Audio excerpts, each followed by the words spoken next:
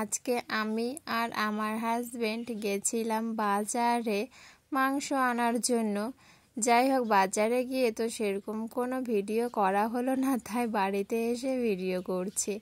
আর হ্যাঁ, বুনু আছে, তো বুনু ভিডিওগুলো করে দিচ্ছে, আর কে করে দিবে বলো। যাই হোক, রান্নার ভিডিও আর কত দেবো, মাংস রান্না করতে বেশিরভাগ কম বেশি সবাই পারে, তাই আর রেসিপিটা তোমাদের সাথে শেয়ার করলাম না। জাস্ট একটুখানি করেছি যে হ্যাঁ মাংসটা রান্না করছে। আর এই গরমে না রান্না করা ভিডিও করা বিরক্তকর একটা ব্যাপার। যাই হোক, রান্না হয়ে গেছে, সেরকম কিছুই করি, জাস্ট খাসির মাংস আর ভাত করেছি। তো এখানে আমি, বুনু, বাবা সবাই মিলে খেতে বসে গেছি। খাওয়া দাওয়া করার পরে আমরা মাচার ওই আমাদের এই সাইডে ফাঁকা জায়গা আছে, এখানে চলে এসেছি। আর এখানে এসে ফল কেটে খাচ্ছি। আর এখানে যে কত সুন্দর হাওয়া, দেখেছো, হাওয়াটা দেখলে বোঝা যায়।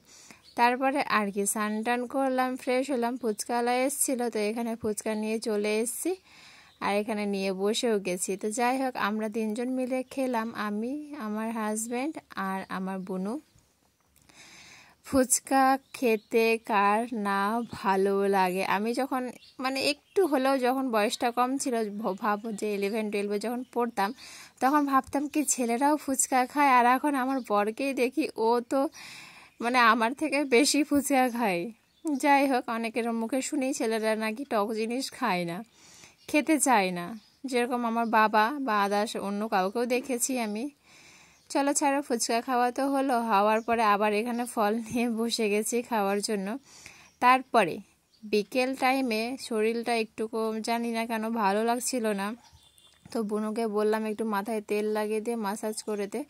তো এখানে মাসাজ করে দিল। আর হ্যাঁ, পুরো দিনের ব্লগ ভিডিও তোমাদের সাথে সেরকম করা হয় না, তাই ভাবলাম যে আজকে পুরো দিনের ব্লগটা তোমাদের সাথে শেয়ার করি। সবসময় তো শর্ট ভিডিও দিতে থাকি, তাই আর কি। চলো, এখানে মাথায় তেল লাগিয়ে দিল, মালিশ করে দিল, একটু আরাম পেলাম। সন্ধ্যার সময় টাইমে আমি এখানে ম্যাগি করেছিলাম, স্যুপ টাইপের করে, যেহেতু ম্যাগিটা আর এই গরমের মধ্যে না খেতে বিরক্তও লাগছে, বাট অনেক দিন হয়ে গেল খাইনি, খেতেও ইচ্ছে করছিল, তাই এখানে ম্যাগি খেয়ে নিলাম।